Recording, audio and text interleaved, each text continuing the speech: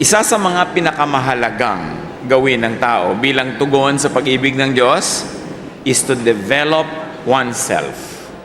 Ma-develop ang sarili natin. Luke 2:52, tungkol kay Jesus, Jesus grew in wisdom and stature and in favor with God and all the people. In other words, Jesus grew physically, mentally, socially, and spiritually. Balanced growth. Yan ang mahalaga at dapat natin ngayong pag-aralan to keep growing. At yan ang pamagat ng ating pag-aaral, grow to your highest potential. Abutin mo ang pinakakaya mong maabot sa tulong ng Diyos. Salamat, Ama, dahil kayo po ang aming teacher. Now we ask you to quiet our hearts, calm us, payapain niyo po kami, buksan ang aming isip at bigyan ng liwanag para lalo namin maunawa ang pinakamahalagang pagtugon sa buhay na binigay mo sa amin at yun ay lumago physically, mentally, spiritually, socially. Be our speaker, be our teacher. We ask you, Father, in the name of your Son, our Lord and Savior, Jesus Christ. Grow to your highest potential. Jesus grew in all ways. Sabi nga ng Luke 2:52 na ating binasa, and Jesus increased, advanced, kept increasing in wisdom and in favor with God and men. Those variations sa mga words galing sa iba-ibang versions of the Bible, but actually talking about the same thing. That Jesus increased, advanced, and kept increasing in wisdom. At kung si Jesus na yon, lalo namang dapat tayo mag-grow. Dahil mas kailangan natin yon. At si Jesus na ang nagbigay ng halimbawa sa kanyang sariling buhay na siya mismo lumago, kaya dapat tayong patuloy na lalago. Jesus continued to learn more and more, to grow physically, and people liked Him and He pleased God. That is another version of the same verse, Luke 2:52. Another version says, He became strong and He could understand more and more things. Isinilang si Jesus, ipinakita nun yung human side niya, hindi niya alam lahat agad. He kept on growing in knowledge that he was able to understand more and more things. At bakit kailangan mangyari sa kanya yon bilang model natin? Kasi tayo rin pwedeng maging ganon, in fact, dapat maging ganon. Na patuloy lumago ng lumago ang isip, lalong lumiwanag ang pag-unawa natin sa mga bagay-bagay. So Jesus grew into a balanced person. At ngayon pa lang, nagsisimula pa lang tayo ng pag-aaral, gusto kong ilagay na natin sa isip natin kung anong gagawin natin sa pag-aaralan natin ngayon.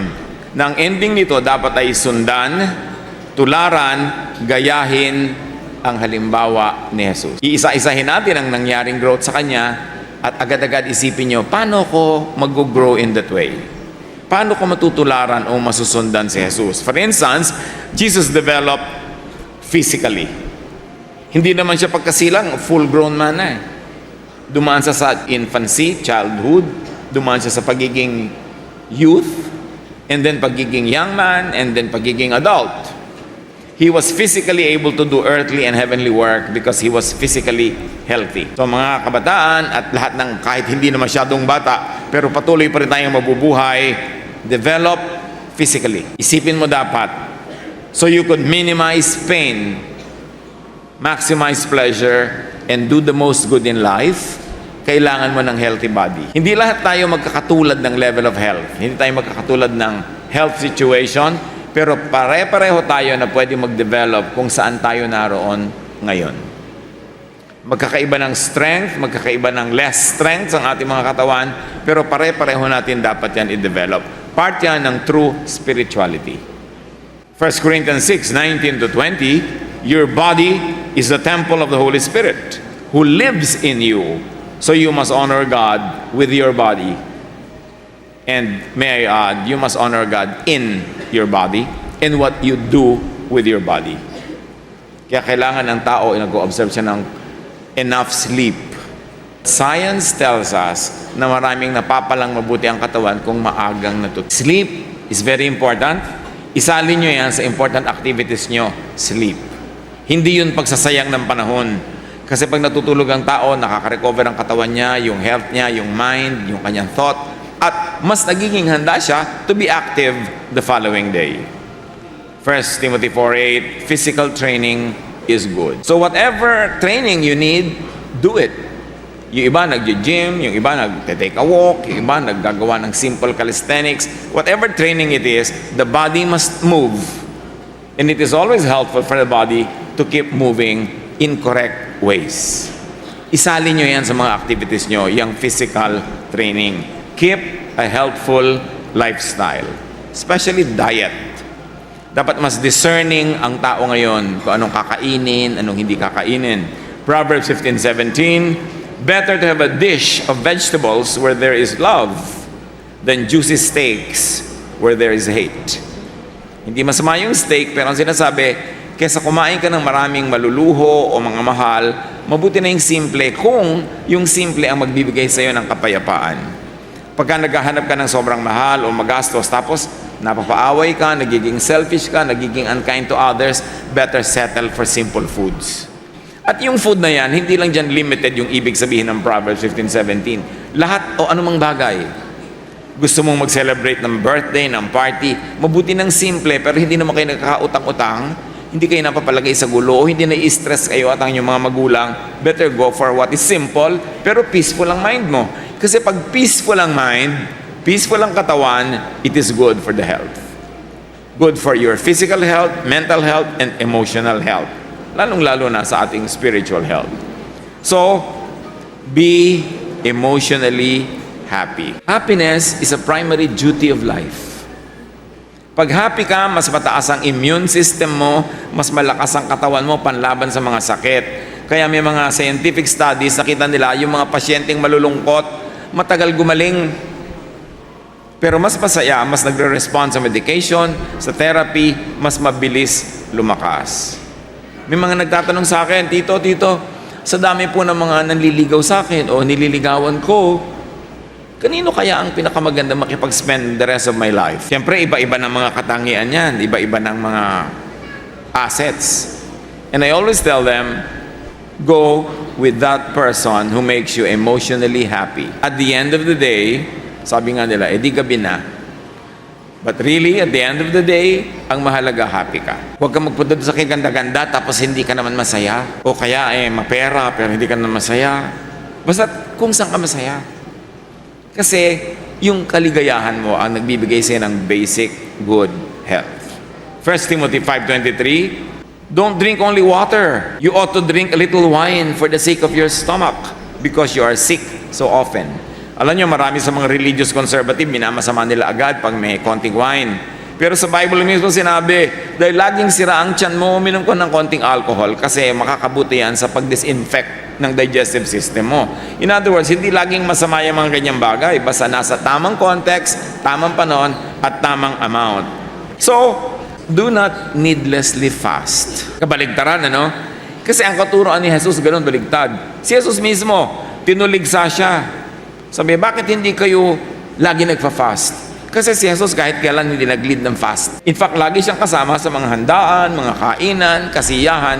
Kasi yun ang gusto niyang maranasan ng mga tao in a good way, ha? Na kailangan mag-enjoy ka sa buhay. Hindi puro pagtitiis, puro pagtitimpi, pag-fast dyan. Gawain yun ng mga religion. Pero Jesus was never religious that way. Sabi sa kanya, sa Luke 7:34, sabi naman ni Jesus, nang dumating naman ang anak ng tao, meaning him, siya'y kumakain at umiinom. Ngunit sinasabi naman ninyo, tingnan nyo ang taong yan, matakaw, lasenggo, at kaibigan ng mga maniningil ng buwis at ng mga makasalanan.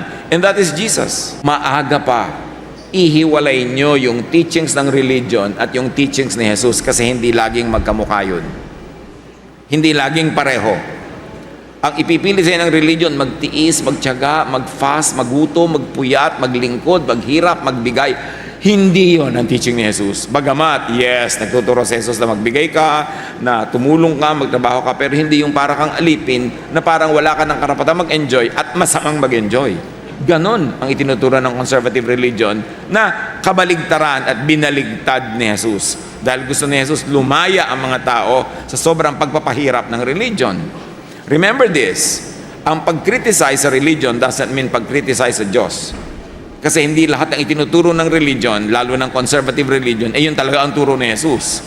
Kaya bilang isang naniniwala kay Jesus at sumusunod kay Jesus, isang malagang tungkulin, alamin mo ang tunay na katuruan ni Jesus, isolate it, separate it from the teachings of conservative religion and corporate religion. Sino ba ang galit kay Jesus? Di ba yung mga religious leaders? Kasi nga kinikriticize ni Jesus, kinikritik, ine-engage niya yung mga katuruan ng religion na tumatali, nagkukulong sa mga tao needlessly, hindi naman kailangan. So Jesus grew. Now, Jesus developed mentally. Jesus was able to engage the wise and the wiser people of His time. Nung si Jesus, dinala ng kanyang mga magulang sa Jerusalem, tapos nung uwi na, nakita nila wala pala si Jesus sa grupo ng papauwi na sa kanilang hometown. Bumalik sila sa Jerusalem, hanap sila ng hanap kung nasan yung batang Jesus. Natagpuan nila sa temple. At ang kausap, religious leaders, religious scholars. Luke 2:46-47, si Jesus ay natagpuan nilang nakaupong kasama ng mga guro. Nakikinig siya at nagtatanong sa kanila, at ang lahat ng nakakarinig sa kanya ay hangang-hanga sa kanyang pangunawa at mga sagot. You see, he was sitting with the intellectual elite of his time. At hindi mga nonsensical questions sa mga tanong niya at sagot, kahanga-hanga. At ito ay magandang gawin ng sinuman, patuloy na mag-aral. But what's important is to sit with the wise. Hindi ka lagi lang sasama sa tawa lang kayo at sasaya nyo para wala namang katuturan. Dapat marami kang time na inuubos pakikipag-usap sa mas marunong kaysa sayo. Kasi pag ang kausap mo mas marunong kaysa sayo, may matututunan ka. Pero pag ang kausap mo, ikaw ang pinakamarunong sa kanilang lahat, pwedeng may matutunan sila sayo, pero wala kang matututunan sa kanila. Kaya pinipili mo yung superior sayo ang edad, ang education, ang karunungan, ang natural wisdom, kasi doon ka makikinabang. Makinig sa mas marunong, mas maalam, mas may experience, kasi doon lalago ang iyong isip. Jesus was able to understand, to critique, and to correct the people's beliefs and practices.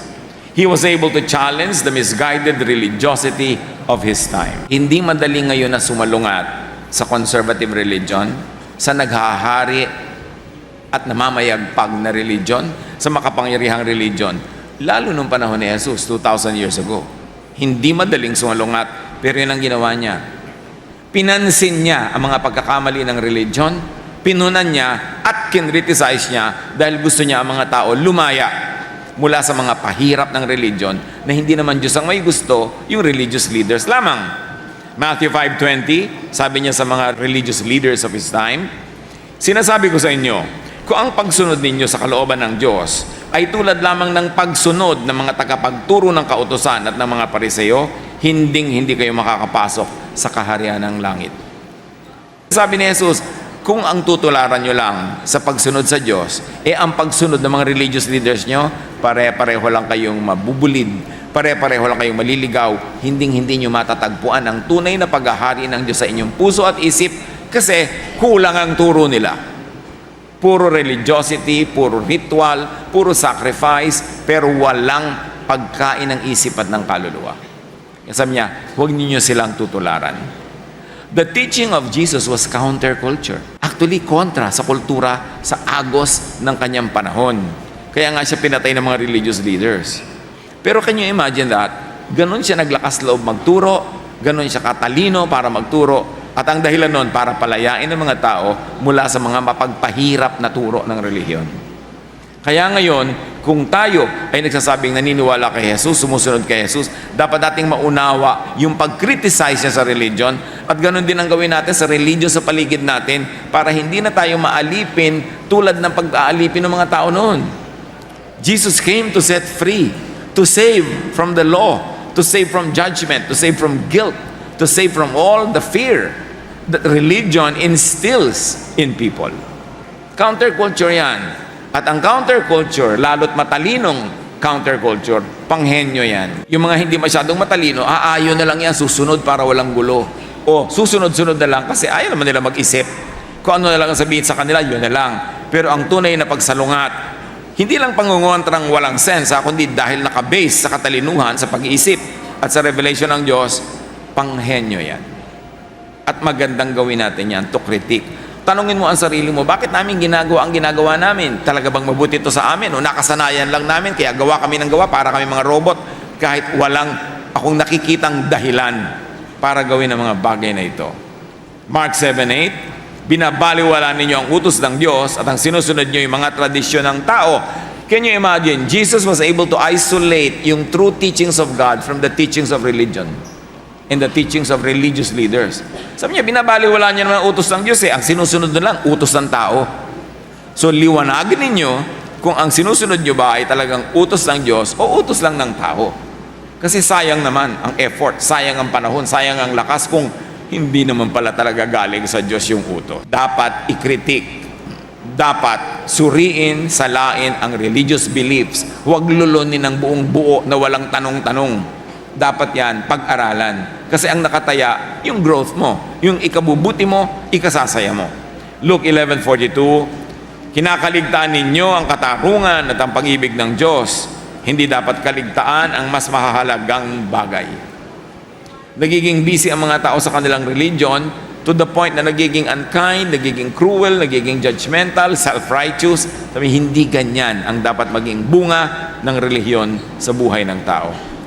So Jesus had a very clear sense of proportion. Ano ang tunay na mahalaga at ano ang tunay na dapat pahalagahan. He was able to learn new wisdom and teach well. Gusto kong bigyan ng diin ito ha. Jesus was able to learn new wisdom. Hindi lang siya nagmana ng old wisdom, hindi lang siya basta sumunod sa dati ng alam, nakakilala siya ng mga bagong kaalaman at karunungan dahil bukas ang kanyang isip. Diba sabi nga sa Luke 2:52, Jesus grew up into a man. He became strong and he could understand more and more things. At yan ang dapat mangyari sa buhay natin, to be able to understand more and more things. Huwag matakot mag-nosebleed. Yung iba may ipapabasa kayo nosebleed. Meron kang papaaral, nosebleed. Sa nosebleed, tumatalino. Nobody grows inside his or her comfort zone. Dapat willing kang lumabas sa comfort zone mo, mahirapan ka mag-isip, mahirapan ka magbasa, mahirapan ka mag-aral. Yun ang hakbang para matuto. Matthew 7:28-29, namangha kay Jesus ang mga tao nang kanilang marinig ang kanyang pagtuturo, sapagkat nagturo siya ng may kapangyarihan, hindi tulad ng mga tagapagturo ng kautusan. At ano ang kapangyarihan ng turo niya? The newness of the wisdom of His teaching. Hindi lang repetition ng dati na nilang pinag-aaralan paulit-ulit na wala naman talab sa buhay nila, kundi ito bago at higit sa lahat, nakakapagpalaya. Pag nag-aaral ka talaga ng teaching ni Jesus, lumalaya ka, hindi ka nakukulong. Lumalaki ang utak mo, hindi lumiliit. Bumubukas ang isip mo, hindi sumasara. Dapat lalo kang bumabait, bumubuti, hindi nagiging masungit ka sa ibang religion, nagiging masungit ka sa may ibang pananalig, nagiging mapanghusga ka, mapangpuwera, sinisipa mo ang hindi mo kapanalig. Hindi ganon ang turo ni Jesus. Dapat lumalawak ang isip mo na maraming nagkakasya. Maraming nagkakasyang ideya, maraming nagkakasyang tao, maraming nagkakasyang mga pananaw sa buhay. Matthew 11:54, nagtaka ang mga nakarinig sa kanya at kanilang itinanong, saan kumuha ng ganyang karunungan ng taong yan? Paano siya nakakagawa ng mga himala? At ito ang mga kababayan niya ay nagtataka kasi sama-sama silang lumaki sa isang baryo, tapos biglang bakit ang runong-runong na ng Jesus na ito? Magandang goal sa buhay natin, yung mga dati natin kakilala, kababata, kamag-anak, masabi rin pagkausap ka, pagtalikod mo, sabi, bakit rumunong yan? Saan kumuha yan ng alam niya? Bakit nag-i-improve siya? Bakit ang laki-laki na ng laman ng utak niya ngayon? Dapat ganon. Kasi si Jesus nag-grow. So, anong application niya sa buhay natin? Develop, keep developing your intellect and your mind. Yung mga dati mong hindi alam, dapat malaman mo naman. Yung last week, hindi mo alam spell ang Mississippi. Sige nga, spell Mississippi. O hindi mo alam last week, dapat naman ngayon alam mo na. Alam nga naman ngayon, hindi mo pa rin alam. Next week, hindi mo pa rin alam. Kakamatayan mo na, hindi mo na nalaman kahit kailan. Dapat yung hindi mo alam, alamin mo. Huwag kang matakot mag-aral. Para laki ng laki ang laman ng isip. Proverbs 18:15, ang matalino ay nagdaragdag ng kaalaman. Ang may unaway namumulot pa ng karunungan. Ang tunay na sign ng matalino, aral pa ng aral. Pag meron kayong narinig na word na hindi nyo maintindihan, ang dali-dali na ma-google Ang dali-dali tingnan sa dictionary. Huwag niyong palampasin ang isang araw na may narinig kayong word na hindi nyo naintindihan, tapos hindi nyo aaralin kung ano. Para bukas, pag narinig nyo na naman, alam nyo na. Dapat na dadagdagan. Learning means changing one's mind. Therefore, a true learner will not be conservative. Yung iba ay pinagmamalaki pa Conservative ang aming religion. Sarado ang aming isip. Dekandado, isinusi ko at nilulun ko ang susi. So ayaw nila talaga mabuksan yung isip nila. Hindi mo dapat ipinagmamalaki na sarado ang utak mo. Dapat bukas. Para tumanggap ng improvement. Why? Because we were created in God's image. We must grow from glory to glory. We must grow from one level of intellect to the next. Colossians 3:10, sabi, isuot ninyo ang bagong pagkatao na patuloy na nagbabago at nagiging kalarawan ng Diyos na lumikha sa inyo upang lalo ninyo siyang makilala. Very important ang verse na ito, Meron daw dapat bagong pagkatao pag nanalig ka kay Jesus. Ibig sabihin, nagbukas ka ng isip, gusto mong matuto, gusto mong mag-grow. At yun daw, bagong pagkataong ito, patuloy na nagbabago. So, hindi virtue yung hindi ka nagbabago. Alam niyo yung mga tao na pag hindi ka nakita ng matagal, tapos sabihin, nagbago ka na, sabihin mo, dapat lang. Dapat lang tayo nagbabago. Ang mga tao kasi na hindi nag-grow, pag nakita kang nag-grow, nagagalit sa'yo, sabi siya, iba na yan, hindi na yan ma-reach. Ang gusto nila, yung nare-reach nila. Ibig sabihin, hindi umangat, katulad pa rin nila. Kaya nagagalit sila sa mga hindi na nila ma-reach. Pero pagkasabi, hindi ka na ma-reach, sabi mo, well, nasa iyo yan. Pwede ka rin naman mag-grow para mo ako ma-reach.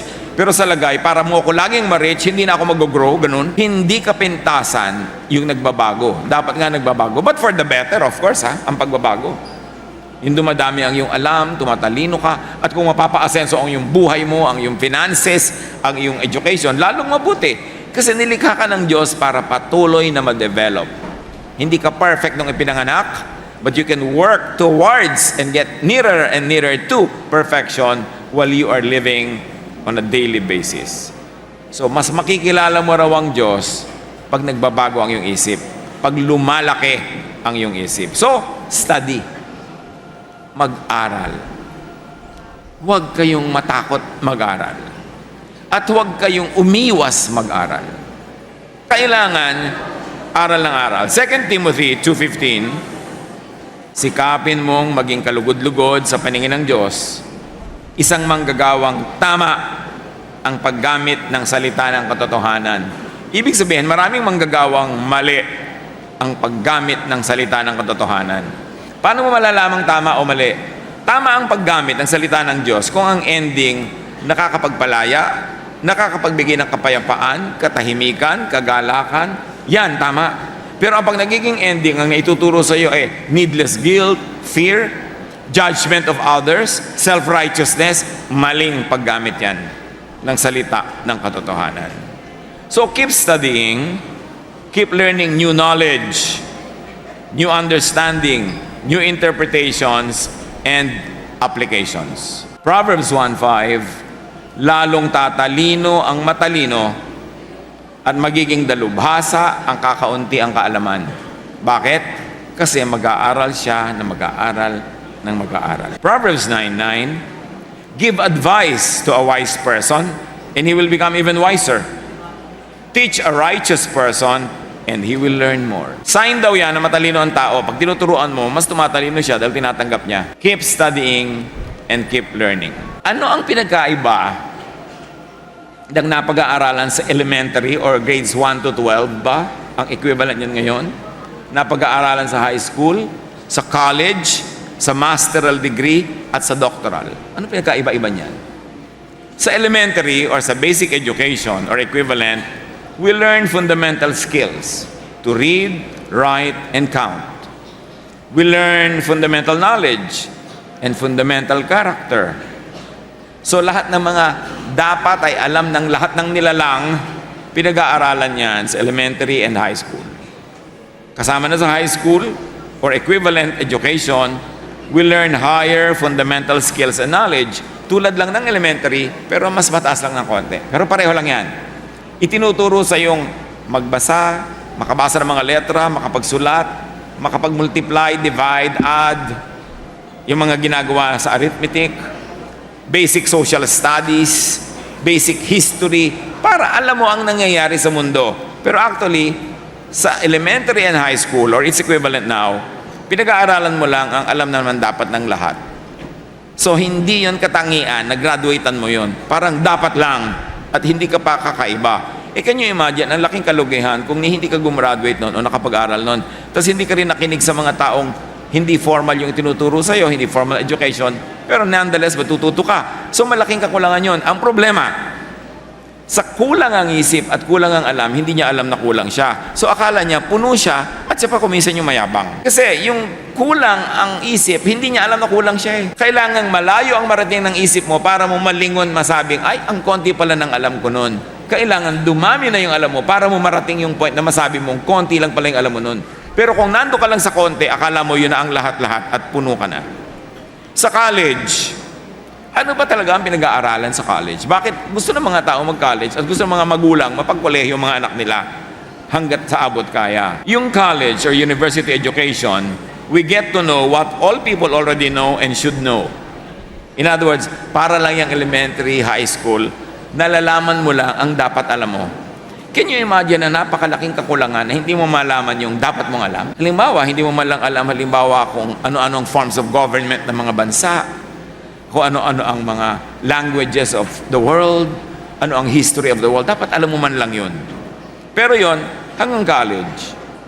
Sa graduate school, meanwhile, kasi iba, pagka gumraduate ka na ng college, gusto mo mag-aral, meron namang masteral level, magma-master's course ka. Ano pinag-aaralan mo dyan? We learn more deeply what many, but not all people already know. In other words, pag nag-masters ka, lumalalim lang ang pag-unawa mo sa limited things, pero marami na rin may alam nun, pero hindi yun alam ng lahat ng tao. Ano naman ang postgraduate? Pag sinabi nag-PhD ka, postgraduate level, you learn and master how to study, how to research, what is already known to specialists. In fact, ang pinag-aaralan mo na dito, yung mga alam ng konti lang, mga specialista. And more than that, graduate school or postgraduate school, you produce and formulate from research new knowledge. No? So sa elementary, sa high school, and up to college, inaaral mo lang ang alam na ng marami at dapat ay alam ng lahat. Then pag the-masters ka, nagpapakadalubhasa ka lang sa konting mga bagay, pero lumalalim ang pagkakaunawa mo doon. As a doctorate, you are able to produce new knowledge from research. Kaya, yung mga iba, halimbawa, salamat naman, nakatapos ng kolehiyo, wow, malaking achievement yan. Pero akala nila yun na ang lahat-lahat. No. Marami pang dapat pag-aralan. Kung meron ka pang chance, may opportunity, may kakayanan, dapat mo pa yung i-pursue. Kasi ang dami pang dapat malaman, especially how to produce new knowledge from research. Ang college, graduate, ang totoo niyan, hindi natin minamaliit, but this is a fact. Pag college graduate, kakatiting pa lang ang knowledge noon. In fact, mas lalong kakatiting ang natandaan. Gaano kalaki ang natandaan nyo from your elementary or high school? Or yung mga college graduate yan, gaano kalaki natandaan nyo sa pinag-aralan nyo sa college? O nung bumako yung e-trike, nalaglag yung mga na-memorya nyong ganun. So ang konti-konti nang natatandaan. Tapos akala mo alam na ang lahat. Alam niyo ang true value ng formal education? Hindi para ka matuto talaga, kundi para ipamukha sa'yo na ang dami mong hindi alam. Na ang tunay na value ng education, maging humble ka, hindi maging mayabang. Dahil iminumulat ka ng edukasyon sa mga bagay na hindi mo alam dati, ngayon mo lang nalaman. Therefore, malalaman mong, siguro marami pa akong hindi alam, na ngayon ay akala ko lang alam ko. Kaya keep studying. Because what is known is little, what is unknown is immense. Nag-aaral lang tao, hindi lang para magkaroon ng trabaho. Nag-aaral lang tao para maging buong tao. Para lumaki ang isip, maunawa niya ang mga bagay at makatulong siya sa kanyang mga mahal sa buhay, sa kanyang lipunan, sa kanyang bayan, sa buong humanity dahil marami siyang alam. Siyempre, marami sa atin nasa survival level. Gusto na magulang mo, makapag-aral ka para makapagtrabaho. That is not bad, that is very good. Pero hindi lang yun ang goal ng edukasyon, na maging empleyado. Kailangan marunong na marunong ka. In fact, ang umaangat sa buhay, hindi naman sa pag-i-empley lang, madalas outside of it. When you are creative, when you're able to create wealth, when you're able to do good business, doon umaangat ang iyong buhay. Saan ang gagaling yun? Knowledge.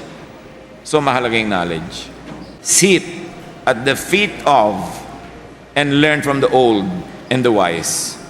Makinig sa matatanda. Akala ng mga bata ngayon, irrelevant na yung matatanda. No, iba ang alam ng matanda dahil sa experience. Dapat makinig. Hindi mo mararanasan sa high school, college, ang alam ng matanda. Kaya dapat pinapahalagahan yan. Sit at the feet of and learn from the old and the wise, especially kung wala o kulang ka sa formal education. Halimbawa, hindi ka man lang pinapalad pa na gumraduate sa school o magkaroon ng postgraduate. Lalo kang dapat makinig sa matatanda. Dahil kanino ka makikinig? Saan ka pa matututo? At ang pinagkaiba ng matatanda, kung kamag-anak natin, hindi lang sila marunong, meron sila sa ating malasakit. Mahal nila tayo. So tuturuan nila talaga tayo na umiwas sa mga panganib at ma-maximize ang ating mga potential sa buhay. E di lalo na kung yung matanda ay experience pa, learned and educated, lalong dapat pakinggan. Pero tandaan nyo, hindi ka lang makikinig dahil edukado siya o may diploma. Yun lang, minahal ka niya, tumanda yung mga matatanda, learning from experience, mahalagang matuto sa kanila.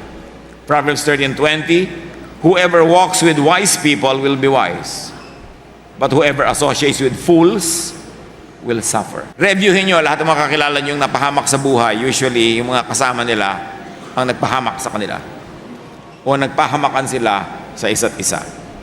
Proverbs 16:31, silver hair is beautiful crown found in a righteous life. Igalang ang white hair. Igalang ang ibig sabihin ng pagtanda. Walk with the wise. Proverbs 15:22, without advice, plans go wrong. But with many advisors, they succeed. Kukuha kayo ng advice sa mga taong hindi nyo kamukha mag-isip. Kasi kung kukuha ka lang ng advice sa kabarkada mo, kaibigan mo, pare-pareho kayo mag-isip, di pare-pareho lang kayo ng hindi alam, although pwede pare-pareho kayo ng alam. Makikinig ka sa may ibang alam, may ibang opinion, kasi yun ang magpapalawak ng iyong pananaw. Proverbs 22:29, alam ba ninyo kung sino ang pinaglilingkuran ng mga mahusay magtrabaho? Sila yung maglilingkod sa mga hari, hindi sa mga alipin. Very important ang verse na to. Pag magaling ka, ang paglilingkuran mo yan, magaling. Hindi mga alipin. Halimbawa, ang galing mo manggupit ng buhok. Ang gugupitan mo ng buhok, mga prinsesa, mga milyonarya, mga sikat, mga... Pero kung, bakit ka maggupit, di ba? Ang gugupitan mo lang, yung mga alipin lang, yung maliit lang ang budget, yung mga nasa gilid-gilid lang dyan, kasi yun lang ang kaya mong gawin. Hindi natin minamaliit yung mga nasa gilid-gilid. Pero ang point natin, pag magaling ka, kahit ano yon, ang kasama mo magagaling din. Magaling ka mekaniko, ang gagawin mo mga kotse, mga Mercedes-Benz, mga mamahalin, sa mga mamahaling shop ka magtatrabaho, o sa mga big time ng mga amo, kasi magaling ka eh. Pero kung pipitsugin kang mekaniko, diyan ka lang sa gilid-gilid na pipitsuging mga kotse din ang gagawin mo. Kung magaling kang magluto, magaling kang cater, ipag-cater mo yung pinakamagagaling na kliyente, pinakamahusay magbayad. Pero kung panis-panis yung luto mo, tabi-tabing yung hiwa mo sa bangos, hindi ka makakapag-serve sa mga big time na client. Yun lang yun. Kaya kung ano man ang gagawin nyo sa buhay, ano man ang inyong magiging hanap buhay, be the best ever in that field. Because you will walk with eagles. You will fly with eagles. Pag ang galing-galing mo, halimbawang manikurista, magmamanicure ka sa mga pinakamatataas sa mga tao, kasi ang galing mo ma-afford ka nila. Pero kung hindi ka magaling, doon ka na lang sa kapwa mo hindi magaling maglilingkod. So, hindi tataas yung sitwasyon mo sa buhay. Kaya dapat lagi mong ginagalingan ano man yun. Kasi pag magaling ka, nobody can keep you down. Mahusay ka sa anumang larangan, makakatagpo at makakatagpo mo ang ibang mga kapwa mo mahuhusay sa ibang larangan, and you will all move in the same zone. Kaya kahit halimbawa, therapist ka, minamasahin mo yung paan niya, pero paano man halimbawa ng ano yan, ng prinsipe? Kasi, prinsesa ka ng therapy. Pare-pareho kayo magkikita-kita sa taas, anuman ang trabaho nyo. Pag pare-pareho kayong magagaling. The best in all walks of life all meet at the best zones. So taasan ang quality, taasan ang pangarap, at tataas ang level ng buhay. Or instead of serving kings, maybe kaaaral mo, study well enough, and become the king. Why not? Kung marami kang alam at deserving. So sit at the feet of and learn from the techie. Sino sa inyo dyan mga techie? Yung ang galing-galing sa mga telepono, mga computer, ang galing-galing. Di ba? Walk with the techie. Yun ang mga iba. Mag-on lang ng cellphone. Di ko to alam. Anak, gawin mga ito. Yung, ang tagal-tagal pang mabubuhay, hindi pa naman sasakabilang buhay bukas. Ba't di mo pag-aralan yan? Lagi mong iaasa sa iba. Yun na ngayon ang kalakaran. Techie is the new sexy. Di ba ang napakasarap nung, sino gusto mong kasama? Yung pagka ayaw umandar ng computer mo, nagagawa niya. Parang ito na ngayon ang bagong magaling. Yung napapaandar niya, yung mga gamit na yan na nagpapadali ng ating buhay. Now, going back to Jesus, Jesus grew socially. Comfortably, gracefully navigate your social milieu or cross the social divide. Dapat hindi ka mahiyain. Walang mangyayari sa buhay mo kung lagi ka mahiyain. Mga magulang, sino dito mga magulang na huwag niyong turuan ng mga anak niyong maging mahiyain? Para niyo na tinuro ang maapi. Yung mahihain kasi kain na nakain ka, busog. Pero kinakain na nung large intestines siya, yung small intestines. Pero sasabihin pa, busog, kasi mahihain. Yung merong magandang mangyayari, hindi gagawin ng mahihain. So, huwag nyo sa tinuturuan, hindi virtue maging mahihain. Siyempre, hindi naman virtue maging walang hiya, no? Pero dapat, hindi ka dungo. Huwag turuan ang mga anak na magkaroon ng slave behavior and slave mentality. Matthew 9:10-13, nang si Jesus at ang kanyang mga alagad ay nasa bahay, dumating ang maraming maniningil ng buwis at mga makasalanan. Sila ay magkakasalong kumain. Nang makita ito ng mga Pariseo, tinanong nila ang kanyang mga alagad, bakit nakikisalo ang inyong guro sa mga maniningil ng buwis at mga makasalanan? Ano ang lesson dito? At is kay Jesus, yung mga itinuturing ng mga religious leaders na makasalanan at mga maniningil ng buwis. So Jesus was very socially amiable.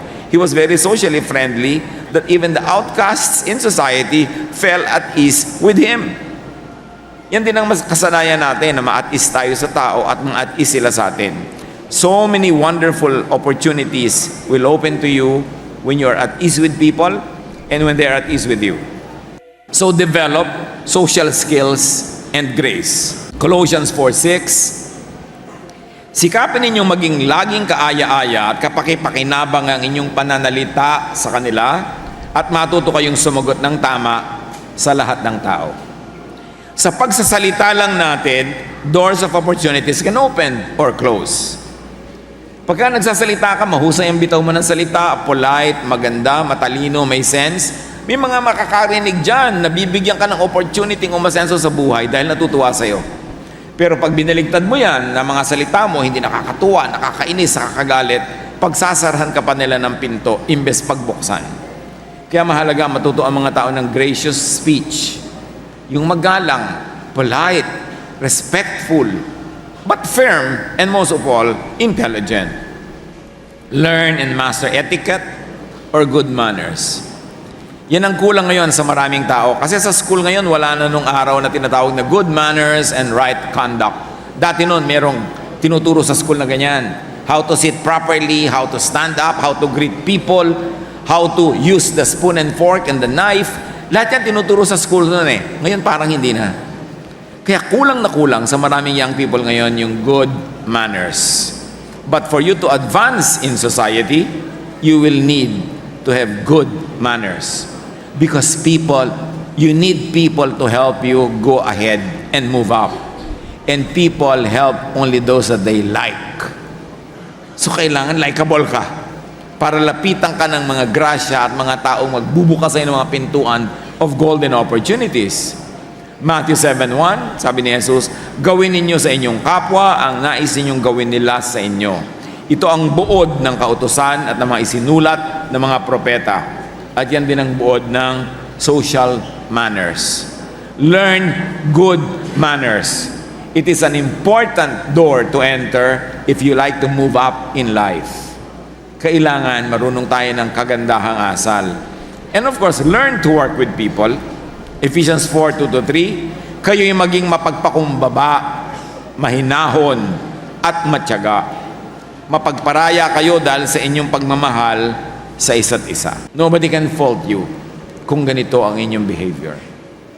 Walang asensong naghihintay sa mga taong magaspang kumilos, masakit magsalita, mataray, mayabang. Walang mabuting mangyayari sa inyo sa ganon. So huwag niyong tutularan yung mga ganon. Yung ang susungit, ang tataray, ang tataas magsalita. Walang pupuntahang mabuti ang ganong manners. And enjoy people's company. Let people enjoy your company. Which means huwag ka laging pastar. Hayaan mong nag-uusap-usap kayo. Kung minsan ikaw yung makwento, minsan iba naman, hindi laging ikaw. Kasi kailangan nga mapagbigay ka likable. Proverbs 15:13, a joyful heart makes a cheerful face, but with a heartache comes depression. So wherever you go, you bring cheer. You bring happiness. You help people. You brighten a room just by entering it. Hindi yung pagpasok mo dumilim dahil dumating ka kampo ng kadiliman. Walang matutuwa sa'yo. Learn it early in life and it will see you through many days. Now, Jesus developed spiritually, needless to say. Paano nag-develop si Jesus spiritually?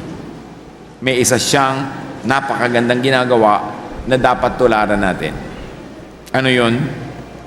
Mark 1:35. Madaling araw pa'y bumangon na si Jesus at nagpunta sa isang lugar na walang tao at doon ay nanalangin siya. Ano yung secret dito?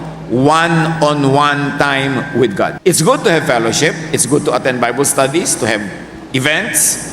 Pero hindi mo dapat pabayaan yung one-on-one with God. Yung tahimik ka lang, nananalangin, o wala kang sinasabi dahil pinapakinggan ng Espiritu mo ang ibinubulong sa'yo ng Diyos. At ang prayer na to ni Jesus is not the usual prayer that we know. We are not told by Scripture, by the Gospels, how Jesus prayed, really. Pero ang mahalaga, may personal time, free ka, walang nagkokontrol sa agenda, walang nagkokontrol sa ipagpe-pray mo, just be there and be quiet before the Lord at magre-reveal sa'yo ang Espiritu ng Diyos. Luke 6:12, nang panahong yon, umakyat si Jesus sa isang bundok at magdamag siyang nanalangin sa Diyos. Mag-isa. Usong-uso kasi ngayon yung grupo-grupo prayer. Saan tambak kayo nagpe-pray, nakasulat sa bulletin board kung ano ipagpe-pray nyo, naka-PowerPoint. Control na control yung prayer. Hindi ka free. Ang na-achieve mo, pag nag-iisa ka lang, kung anong gusto mo pag-usapan nyo ng Diyos, kung anong gusto mo ipag-pray, o gusto mo huwag kang kumibo, makinig ka lang ng makinig, it can happen. So personal one-on-one with God is very important. So spiritual development. Again, that's not the usual prayer that we know now. Religiosity is not always the same as spirituality. The people in Jesus' time were very religious, but Jesus reserved his harshest critique for the ultra-religious. Napansin nyo ba, pag pinag-aaralan nyo yung Gospels, walang pinagalitan si Jesus sa makasalanan.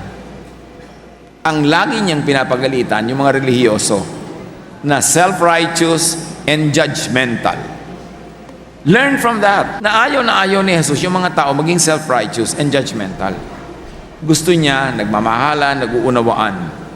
Matthew 23:13, sabi niya sa religious leaders, kahabag-habag kayo, mga tagapagturo ng kautusan at mga pariseyo, mga mapagkunwari, hinahadlangan ninyo ang mga tao upang hindi sila makapasok sa kaharian ng langit. Hindi na nga kayo pumapasok, hinahadlangan pa ninyo ang mga nais pumasok. Bakit sila hindi pumapasok? Kasi ang teaching naman nila, hindi nagdadala sa tao sa kaharian ng Diyos. Nagdadala lang sa loob ng kanilang relihiyon. Sabi, kayo nga hindi nakakapasok, paano nyo patutulungan ng mga taong pumasok? And Jesus said that to the religious leaders.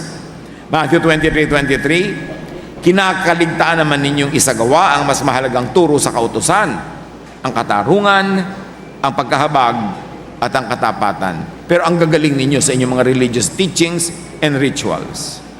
Matthew 23:27-28, kahabag-habag kayo, sabi ni Jesus, mga tagapagturo ng kautusan at mga pariseo, mga mapagkunwari, ang katulad ninyo yung mga libing ang pinaputi, magaganda sa labas, ngunit ang loob ay bulok at puno ng kalansay.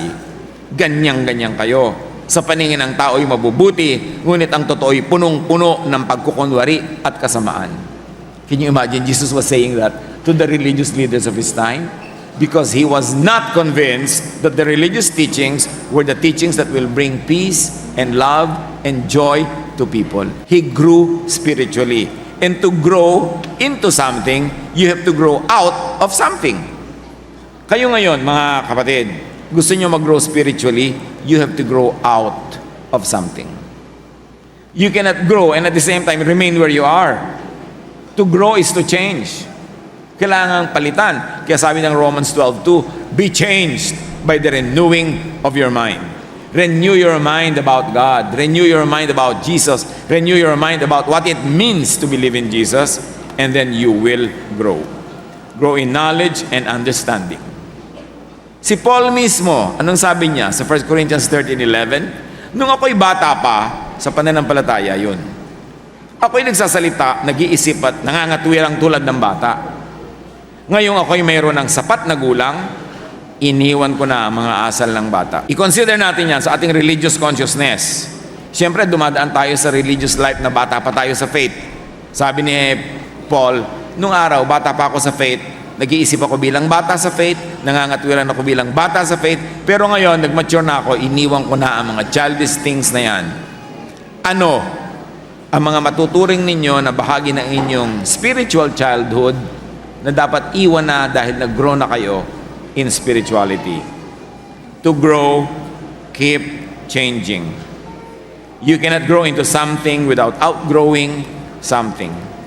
Now, to know if you are developing or maturing, may malilinaw na bang realization na ang nauna, dati, childhood alam at paniniwala, pananaw and attitude ay childish lang pala. Dapat dumating ka sa point ganito. Sabi mo, ay, ang childish ko pala nung araw, pambata lang pala yung alam ko. Pero para dumating ka doon, ibig sabihin, nag-mature ka na. Pag wala kang realization na ang tanga ko pala noon, ibig sabihin, hindi ka pa tumatalino. Pero napakatalino mo po, sabi mo, ay, ang tanga ko pala noon. Wow, ang talino mo na ngayon para masabi mo yan. Pero yung naniniwala ka palagi, ang tali-talino ko, baka hindi ka pa talaga tumatalino. Kasi ang tunay na pagtalino is ma-realize mong meron kang dinaanan na hindi katalinuhan. So, na-realize mo na yun ngayon. Na lumiwanag na, kaya nalaman mong nasa kadiliman ka pala nun. Na immature pala nun ang iyong pinaniniwalaan, childish lang pala, tulad ni Paul. Hindi naman yung una mong natutunan, ibig sabihin na yun na yung permanent mong dapat alam eh. You must keep changing your mind as you keep studying. Or walang malingon na natatawag na childish stage kasi ay nandun pa rin up to now. Kaya alam nyo yung mga childish, hindi nila alam na childish sila. Yung makitid ang isip, di niya alam na makitid siya kasi sa kakitiran ng isip niya, punong-puno na ng alam niya, akala niya puno siya, pero hindi niya alam na makitid pala. So realization that you were not so correct is already your step to higher correctness. Romans 12:2, huwag kayong makiayon sa takbo ng mundong ito. Sa halip, hayaan ninyong baguhin ng Diyos ang inyong pag-iisip upang maunawaan ninyo ang kanyang kalooban. Sa gayon, magagawa ninyo kung ano ang mabuti, kalugod-lugod, at ganap na kalooban ng Diyos. Ano ba ang pag-iisip noon ng Jews na kailangan baguhin? Bakit sinabing kailangan silang magbago ng isip? 2 Corinthians 5:17, kaya't kung makipag-isa na kay Kristo ang isang tao, isa na siyang bagong nilalang. Wala na ang dati niyang pagkatao, sa halip, ito'y napalitan na ng bago. Dapat nagpapalit, nagiging bago. Tulad din ng kuko, humahaba, buhok humahaba. Ganoon din dapat ang karunungan. Humahaba, lumalago, gumaganda. Ephesians 4:22-24, Magbago na kayo ng diwa at pag-iisip. At ang dapat niyong isuot ay ang bagong pagkatao na nilikhang kalarawan ng Diyos. Bakit ito ang nais kong pag-usapan natin ngayon? Ito ang mahalaga sa buhay. Patuloy na matuto. Don't be overly loyal to what you learned yesterday to the point that you are no longer willing to learn something new today. Your loyalty should not be to what you know, but your loyalty should be to keep knowing and knowing and knowing to the point of changing. Panginoon naming Diyos, turuan niyo po kami mag-isip. Ano pa nga bang growth ang kailangan namin sa pag-unawa kay Jesus, sa pag-unawa sa aming pananampalataya, at ano ang mga changes ng pag-iisip na magdudulot ng spiritual growth? Nais namin maging katulad ni Jesus to grow physically, mentally, socially, and spiritually.